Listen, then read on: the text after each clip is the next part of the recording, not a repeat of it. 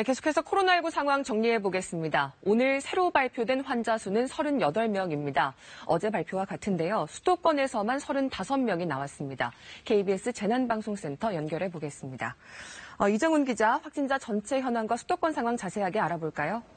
네, 오늘 새벽 0시 기준 국내 코로나19 누적 확진자는 모두 11,852명입니다. 신규 확진자는 어제와 같은 38명입니다. 사망자는 엿새 만에 1명 늘어 현재까지 274명으로 집계됐습니다. 신규 확진자 분포를 자세히 보겠습니다. 지역 발생이 35명, 해외 유입 사례는 3명입니다. 지역별로 보면 서울 19명을 비롯해 수도권에 35명이 집중됐습니다. 수도권 신규 확진자는 지난달 말부터 하루 30에서 60명 정도씩 나오고 있습니다.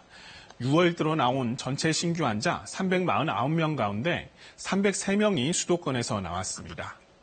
방문 판매 업체인 리치웨이나 양천구 탁구장 관련 확진자에 이어 이주민 쉼터나 어르신 보호센터 집단 감염으로 이어지면서 코로나19가 본격적으로 취약시설로 번지는 게 아니냐는 우려도 나옵니다.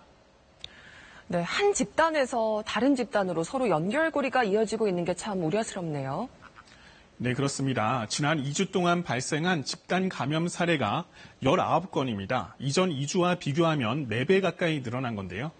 이렇게 산발적인 집단 감염이 이어지면서 하루 평균 확진자 수도 70% 정도 증가했습니다. 또 감염 경로가 파악되지 않는 이른바 깜깜이 환자도 늘고 있는데요. 최근 2주로 보면 아직 조사 중으로 분류된 깜깜이 환자 비율이 8.9%나 됩니다.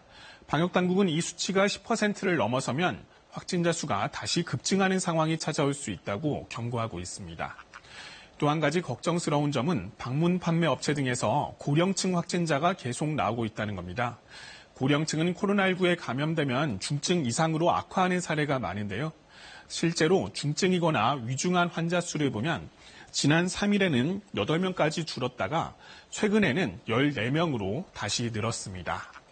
수도권에서는 다시 강화된 방역 조치가 적용되고 있습니다. 불필요한 외출은 자제하시고 개인 방역 수칙을 철저히 지켜주시기 바랍니다. 지금까지 재난방송센터에서 KBS 뉴스 이정훈입니다.